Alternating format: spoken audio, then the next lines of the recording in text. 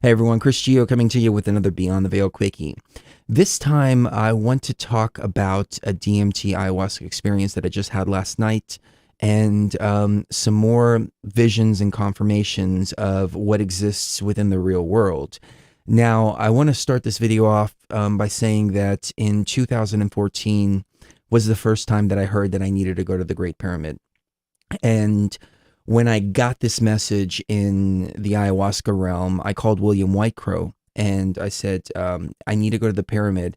And if we can drink ayahuasca at the pyramid, we can initiate an activation that drops the veil from everybody's eyes and everybody will be able to see, even if it's just for a moment. But I know this needs to be done. And the further we got away from it, from that particular experience, the more that I started to just kind of forget about that idea, and it just kind of seemed a little unrealistic. Now, when this first came flooding in, I was thinking, oh, this is going to be like They Live, the veil's going to be dropped, there's going to be some kind of noticeable change that you can see in people. But as we got to Egypt, the mission was different. Touch the stones, hit the reset button, all of that. However, I've been noticing recently that there have been a flood of people that are remembering what happened in the real world. So I took these memories that I was having, which were unlocked by people sharing their experiences and memories of the real world. And as soon as one person started sharing theirs, another person started sharing theirs, another person started sharing theirs. And there was this flooding of information, and Cherie started remembering a lot. I started remembering a lot. So we can get into a little bit of that. But what I really want to get into in this Beyond the Veil Quickie is how our bodies are in the real world.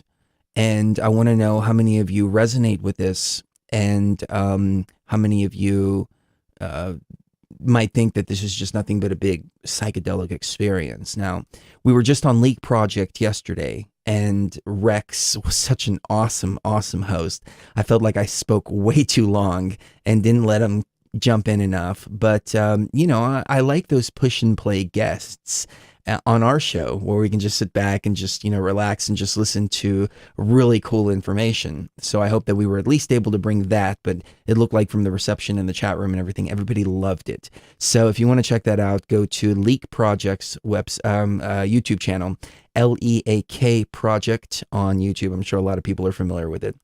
Anyways, let's get into this Beyond the Veil Quickie about our real bodies in the real world.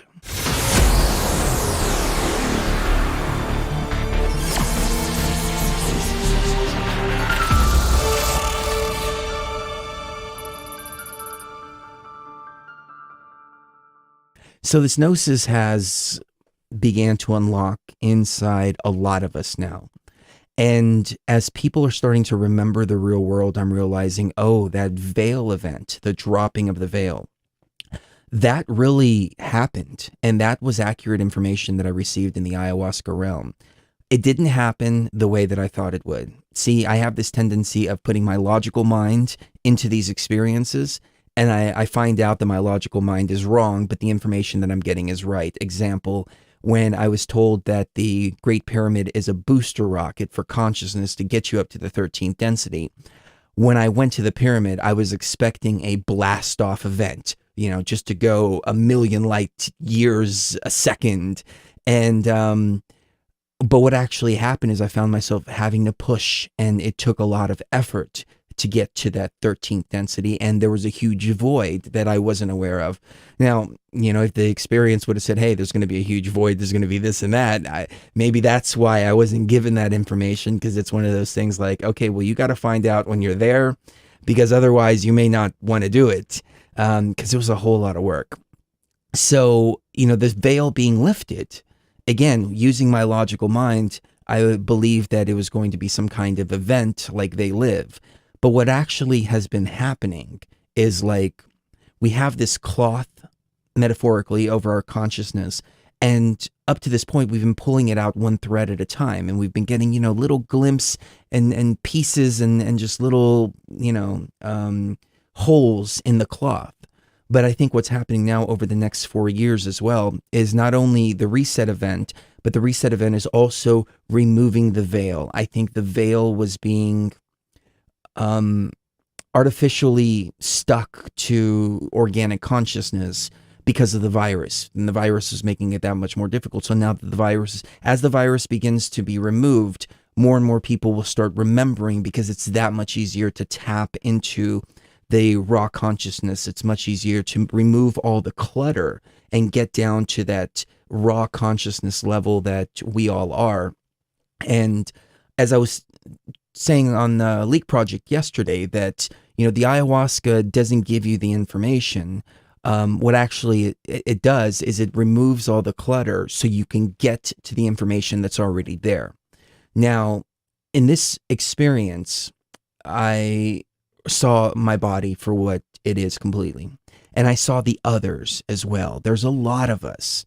And I've talked about this experience where I've looked down at my hand, and I remember my hand being this palish green color. It's smooth skin, so it's not like a reptile, but it's smooth skin, but it's a palish greenish blue. It's hard to describe the color. Pale is the best way to describe it. And I had this device on my hand, and I remember, for some reason, that memory's been etched in my consciousness, this device. Why am I seeing this device? And I realized, as people were sharing their experiences and information started to unlock within me, that device was actually a timer.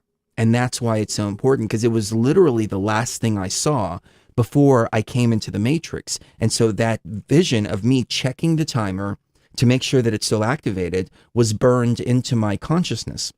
Now, this is a countdown timer, and this countdown timer is supposed to wake me up. So what happened is there was a dispute with the council, and the council that was over this particular matrix. Now, the matrix, the way it works, it's a computer simulation, but it's much more than a computer simulation. We don't have the language to describe what this matrix actually is, but the best language that we have is a computer simulation. If you go back and read Hermes, if you go back and read the Emerald Tablets of Thoth, if you go back and read all of that, all of these characters were trying to describe the exact same thing. The difference is that they were trying to describe it in the language of the time. So we don't have the words to explain the matrix exactly the way it is.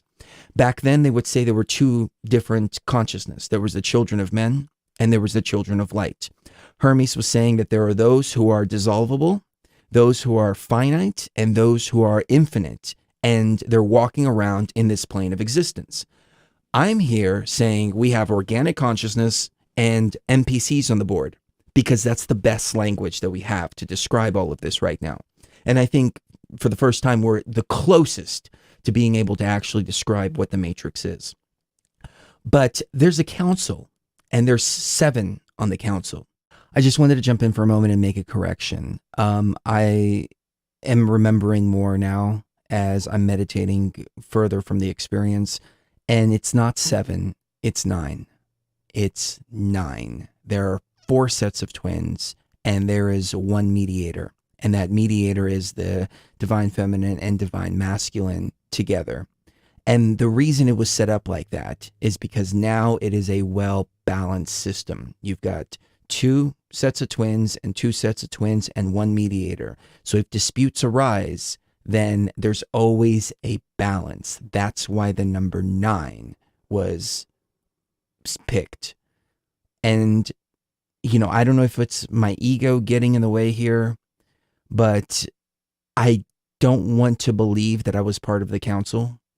But I think Cherie and I might be the other 2, which is why we only see 7, because we are the other 2. I'm not 100% sure on that, but I did want to include this in the video because this gnosis is evolving. But the more I think about it, the more I think that 9 is the right number. So let's get back to the video. So what happened is that the machine started to run hot. And just like any other machine, like a computer, when it's running hot, hardware starts to break down within the machine. and it was getting very dangerous. But there's a lot of life in here, organic and non-organic as well. And the council had voted, hey, you know what? There's nothing we can do safely, and we have to turn the machine off. There's just nothing we can do. And I was one of the key players that was arguing with the council. I don't think I was on the council. I think I was one of the key players. My father was on the council. And I was arguing with all of them, and they were saying, no, you can't go in there because you're going to damage your consciousness if you do. I mean, you go into a computer simulation that's already damaged as it is. There's way too many NPCs on the board. There's way too much going on. And you go in to try to fix it from the inside out. Well, when you plug yourself into that machine, I mean, imagine you're wearing a VR headset that's overheating. You know, you leave that VR headset on your head long enough, and soon it's going to start to burn through your brain. Now, that's just a metaphor, but it's the same type of damage that the machine has the potential of causing. But I had to come in, and I had to come in and try to help. And with me came Cherie, who didn't hesitate for more than like 3 or 4 minutes. And she brought a lot of others with her.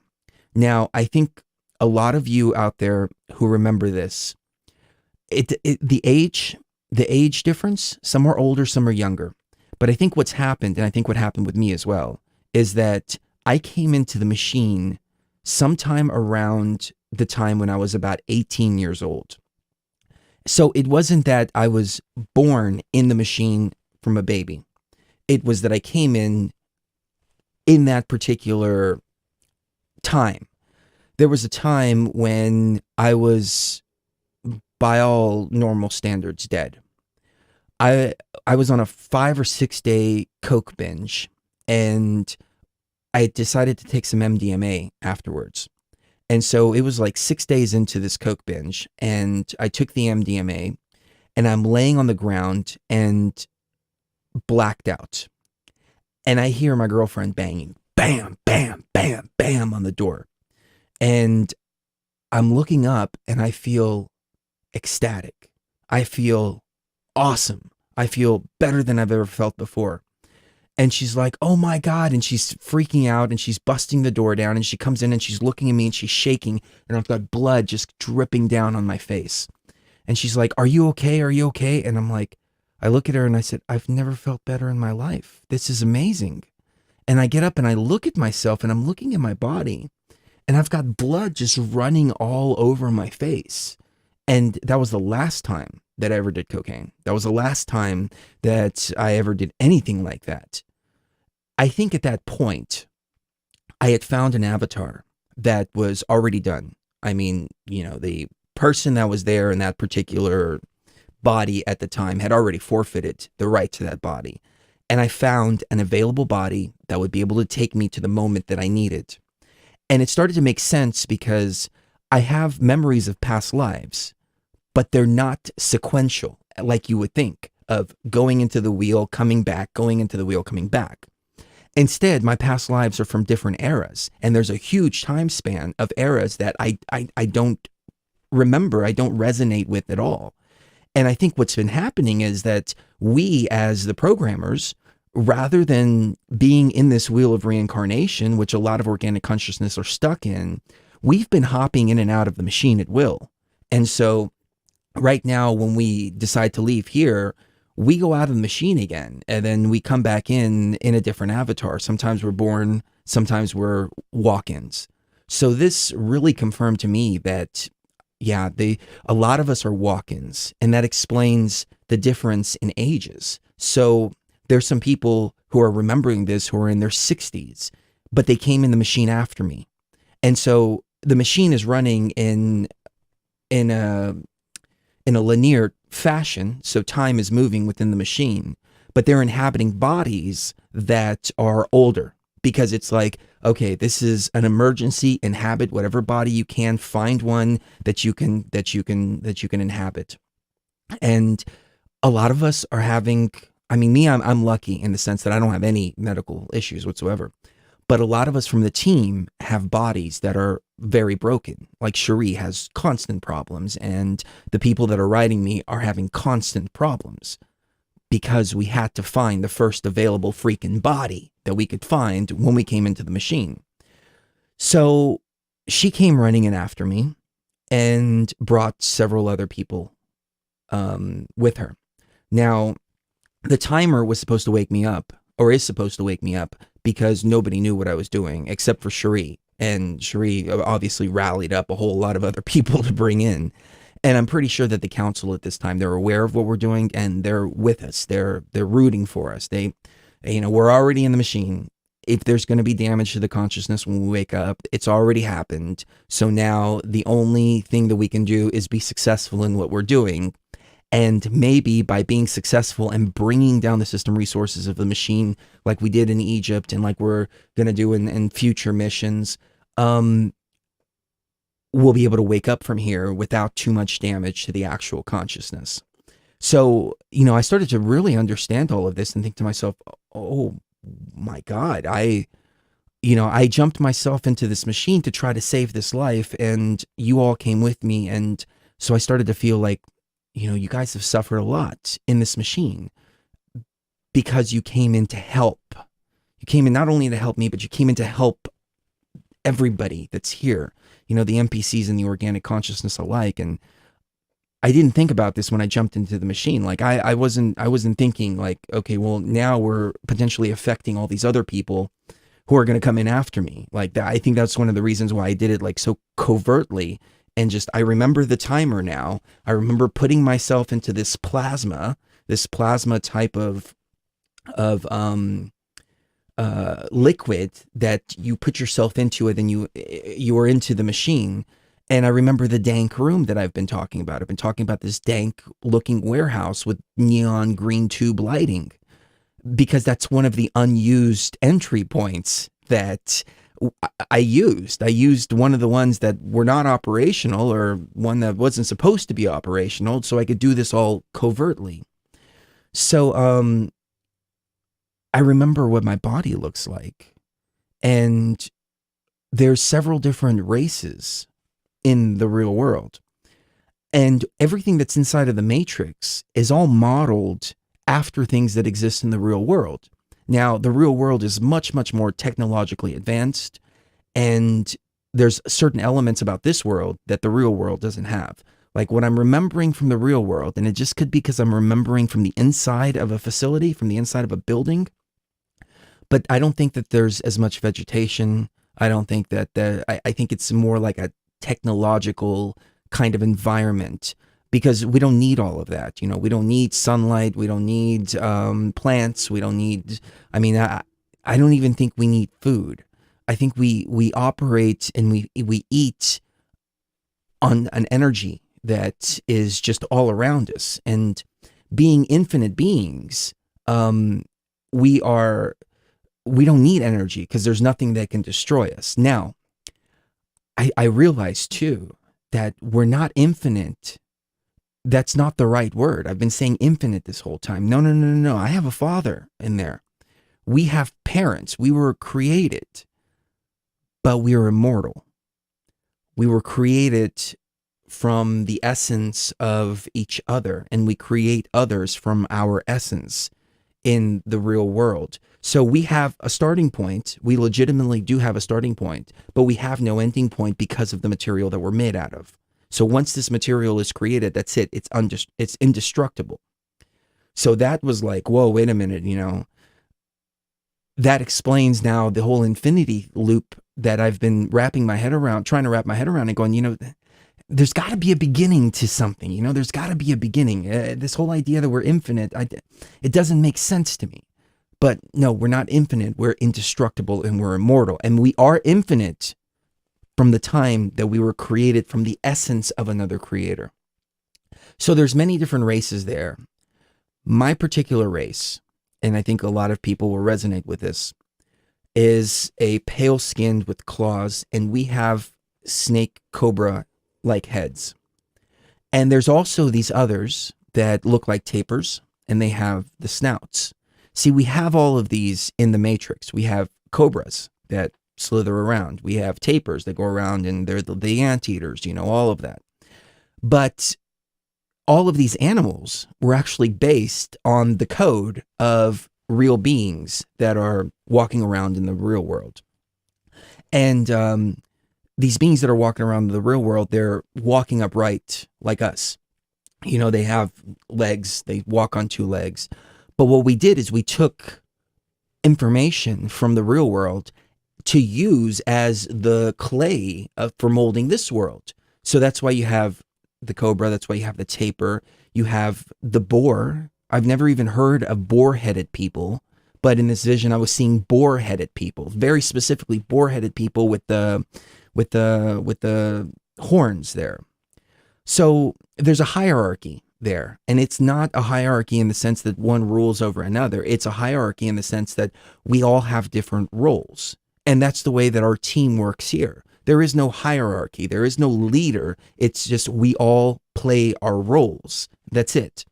So the Cobra people are the programmers. They're the ones that are kind of off in the background. They're kind of the mystics. They're the wise ones. They have the wisdom of the Cobra. And then you have like the tapirs that are a little bit different. They're more like the, I don't want to say soldiers, but they're more of, you know, the aggressive kind of, you know, if there's a battle that needs to be fought, the tapirs go and fight them. You've got the cat people, and the cat people, they're the gentler, feminine aspects of the society. And it just goes on and on and on like that. And you see these motifs now in Egypt. And these are representations of us in the real world. And I'm like, oh my God, this is just... When I saw this, it was blowing my mind. And I don't even know how to describe the feelings that I'm having of being able to remember so much about this place. This place has pyramids, but the pyramids are ethereal energy pyramids, and they create the energy that we eat, and they create the energy that recharges us. They're recharging stations. So we created these recharging stations here in this matrix as well, as above, so below. Everything is as above, so below, as above, so below. So there were some of the tapirs that came into the matrix, and they started problems within the matrix. And it's been a back and forth. And there was one tapir in particular, and you can call him Set if you want. I don't know if it's actually Set, but, you know, see these Egyptian deities, they're representations of us in the real world, but they're not representations of a single person. They're a representation of a race of consciousness that exists within the real world. So you have a race of cat people, you have a race of tapirs, you have a race of boar-headed people. And if anybody can explain to me where the hell this boar-headed people comes from, please let me know, because I have not seen any motifs at all of boar-headed people. There were times when we would come into the matrix in our real form, and we realized it was very dangerous to do that because they would usually attack us when we came in here, and it made the game really messed up. But I remember we would walk around as the snake people here in the matrix, taking on our real form instead of taking on human avatars to keep ourselves disguised. And we would wear these robes and these hoods over our heads, and we would walk around completely covered. And we didn't really interact very much. We interacted with just a few, which we called the priest class. And those were the only ones that were aware of us in our true form. They were the only ones that we would communicate with. And they essentially were our proxies to everything that was going on within the matrix itself. And the people, the NPCs, they were not interacting with us when we would come in these forms.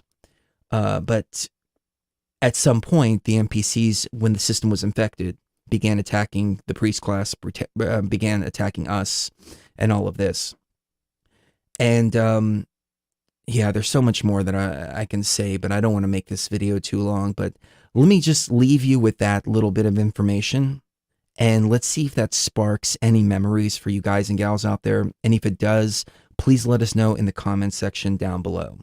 Now, I want to start making this caveat because I think it's really helpful, especially for new people coming to these type of videos. And I said this on Leak Project, and it really resonated with everybody. There's two ways to look at what we talk about here at Beyond the Veil. The first way is that this is just a huge, elaborate, and most epic psychedelic experience in the history of the world. And I don't take that off the table. As I said on Leak Project yesterday, I leave a 0.1% doubt in my mind and think this all just could be hallucinations from chemicals. There's a possibility. The other possibility is that there are some ancient plans in the works here, and that our ancient souls are coming together and fulfilling these plans that needed to be done. So take this for what it's worth. See if it resonates. See if it unlocks anything within you. I hope it does. And I realize that that's what all these videos are about. I'm sitting there wondering, like, why are we sharing all this story? What's the point? What are we doing here? Oh, we're unlocking the memories in everybody who watches them. We're unlocking the memories in the people that need to know. And the people that don't need to know, they just come in and, you suck. And they leave these shitty comments and then they take off. And it's like, cool.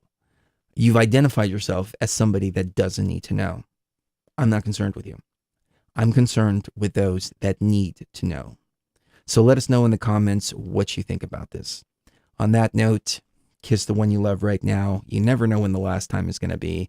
Love ya, and see you even further beyond the veil.